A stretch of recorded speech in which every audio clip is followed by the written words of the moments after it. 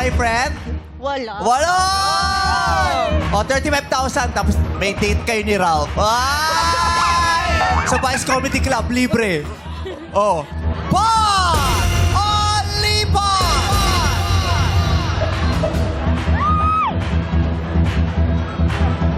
Pat. Pot! 35,000 na yan. Pag nagpat ka, tapos mali sagot mo, you go home with only 1,000 pesos. Pot! Only pot! Pat po. Pot! Pag nagpat ka, tatanungin ko sa ito, kailangan sagutin mo. Pag tama ang sagot mo, doon mo palang mapapanalunan ng 250,000 pesos. Binibigyan ka na ng 35, ayaw mo pa? Pot! Only pot!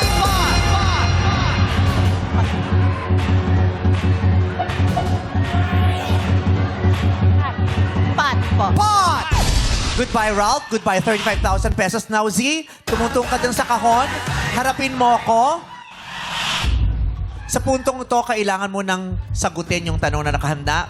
Strictly, no coaching, please. Sa akin ka lang titingin, hindi pwede sa iba. Sa akin ka lang titingin at pakinggan mo ako. This is your 250,000 peso question.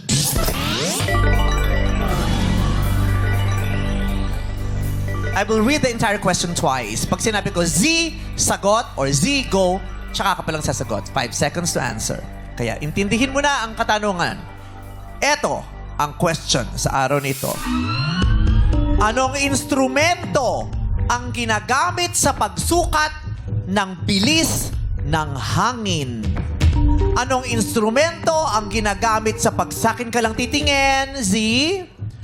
Anong instrumento ang ginagamit sa pagsukat ng bilis ng hangin? Z, go!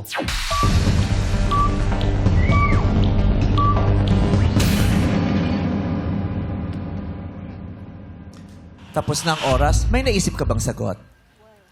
As in, wala kang hula? Wala. Wala kang hula. Dahil hindi mo nahulaan, hindi mo nasagot, paumanhin, hindi mo maiuwi ang 250,000 pesos. Okay. Meron bang nakakaalam ng sagot? Ayun si ate nagtaas. Tayo ka nga ate. Anong sagot sa tanong na anong instrumento ang ginagamit sa pagsukat ng bilis ng hangin? Ang sagot mo ay? Anemometer. Bakit alam mo yan?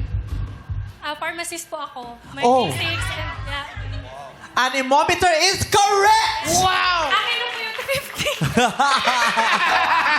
Dahil dyan, bigyan ka namin 5,000 pesos. Sige, 5,000 pesos para kay ate.